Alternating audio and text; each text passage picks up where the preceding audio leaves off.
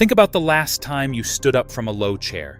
Did your hands find the armrest before your legs finished the job? That one moment contains more information about your leg health after 60 than any test your doctor has ordered, and the fix costs nothing. The standard explanation for leg weakness after 60 is 2 words: getting older. It is delivered as a fact of biology that requires no further investigation, and most people accept it because it fits the timeline, and because nothing about the weakening feels dramatic enough to challenge. But leg weakness after 60 is not one thing. It is 3 distinct biological changes running simultaneously, each targeting a different part of the muscle and its nervous system, and all 3 of them respond to the right kind of movement if that movement is applied correctly. We are going through all 3 mechanisms. Stay for mechanism 3. It is the one caused entirely by a daily behavior most people over 60 adopted without realizing it and have no idea is dismantling the most powerful muscles in their body 1 hour at a time. The free fix follows directly from understanding it. Once you hear mechanism 3, the fix becomes obvious. Subscribe now before we continue. There is a particular kind of self-awareness that develops quietly in the mid-60s. 5 years ago, you got up from the floor without planning the movement. Now you think about it briefly before you begin. 5 years ago, you climbed stairs without noticing them. Now you notice the last 3, particularly on the way back up. 5 years ago, you carried shopping from the car to the kitchen in one trip without setting anything down. You still do it, but something in the planning is different. None of these changes happened in a single week. They arrived so gradually that the only way to see them clearly is to place who you were in that body 5 years ago next to who you are in it today. When most people make that comparison honestly, the distance is larger than they expected. And the word they were given for it explains nothing about why it happened or what can be done. Here is the specific problem with that explanation. Leg strength after 60 is one of the most studied areas in gerontology, and the mechanisms are well documented. Research published in the Journals of Gerontology found that the ability to rise from a chair without using the arms is an independent predictor of all-cause mortality in adults over 60, carrying a stronger predictive value than cholesterol levels, blood pressure, or body weight. That test exists in the clinical literature as a formal assessment. In most standard appointments, nobody applies it. Nobody explains what the result means. And nobody identifies the 3 specific mechanisms driving the decline that respond to targeted movement in ways general walking does not address. One boundary before the mechanisms. If your leg weakness is sudden, meaning significant change over days rather than months, or if it is asymmetric with one leg dramatically weaker than the other without a clear physical cause, those patterns need neurological evaluation before any exercise protocol. If you have had a hip or knee replacement or lower limb surgery within the past 12 months, work through this with your physiotherapist rather than independently. If neither of those applies, and what you are experiencing is gradual, bilateral, and progressive over months and years, the 3 mechanisms below are the cause, and the 3 movements that follow are the fix. The first mechanism is the one most people are never told about, even when they ask directly why their legs are getting weaker. Your legs contain 2 types of muscle fiber.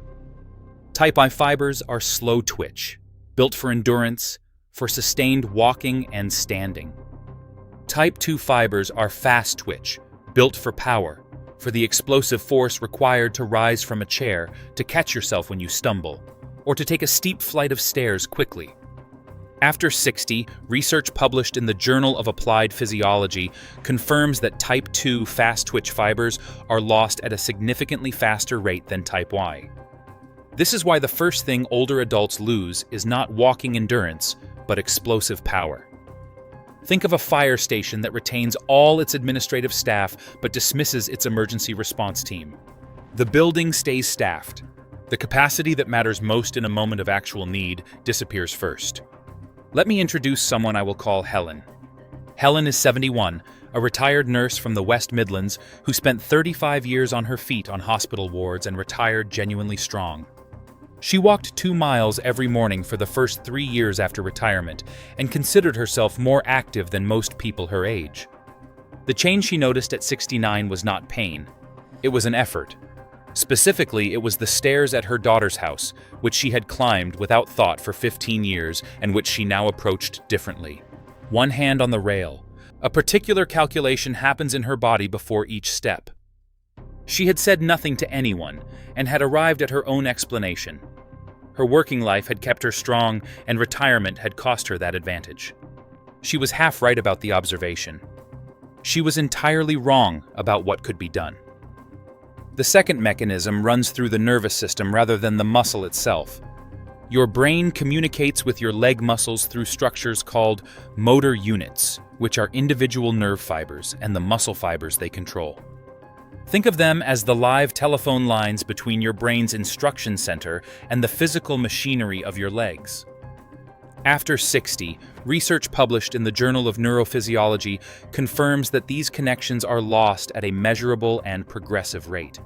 The remaining motor units absorb the orphaned muscle fibers from units that have gone dark, but they carry more than they were designed for, and the signal quality degrades. The leg does not receive a clean instruction from the brain. It receives a partial one.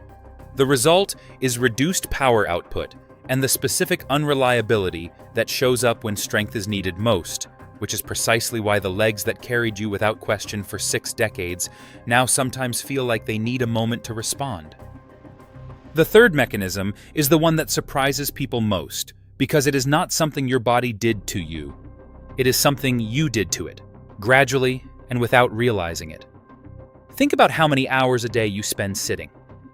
For most adults over 60, the honest answer is between 8 and 12. When you sit, the glutes, hamstrings, and lower back, which together form what is called the posterior chain and represent the largest and most powerful muscle group in the entire body, are completely unloaded. Not working, not contracting. Shortened and passive for every hour you remain seated.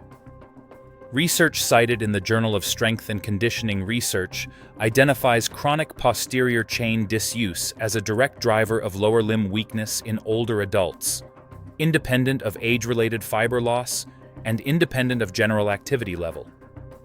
You can walk 2 miles every morning and still have a posterior chain that is functionally switched off for 11 hours on either side of that walk.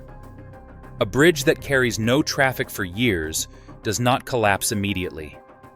Its load-bearing capacity quietly reduces because the conditions that maintained it were removed. Helen came across the 3 mechanisms and identified the third one immediately. She had walked every morning for years and assumed that covered her leg health. What she had not accounted for was the 12 hours of sitting surrounding that walk. Her posterior chain had been progressively switching off, and the 2 miles of morning movement were not reaching the muscles that were quietly disappearing. She started the 3 movements. Within 3 weeks, the calculation she had been making before the stairs at her daughter's house had reduced from a full deliberate preparation to a half-second check. After 7 weeks, she stopped making the calculation entirely.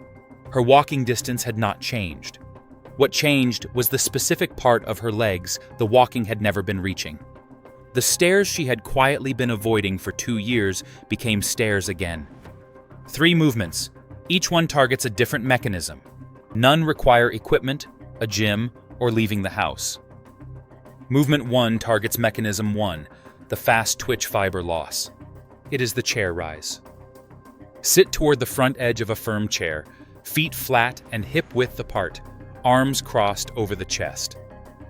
Stand up slowly, taking 3 full seconds from seated to standing. Lower back down with the same 3-second control without dropping the last few inches. 10 repetitions.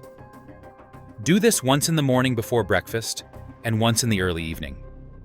The controlled lowering is as important as the standing because it is the lowering phase that recruits the type 2 fibers most directly. Research published in the journals of gerontology found that regular sit-to-stand practice directly improves stair climbing capacity and reduces fall risk in adults over 60 within 4 to 6 weeks. Movement 2 targets mechanism 2, The motor unit dropout. It is the single leg balance hold. Stand beside a wall or the back of a firm chair. Lift one foot slightly off the floor and hold the single leg position for 20 seconds without gripping the support. Switch legs.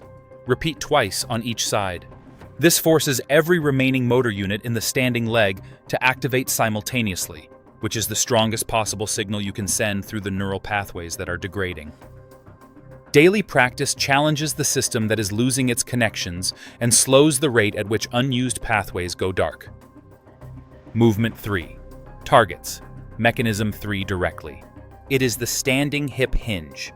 Stand arm's length from a wall, fingertips resting lightly on the surface.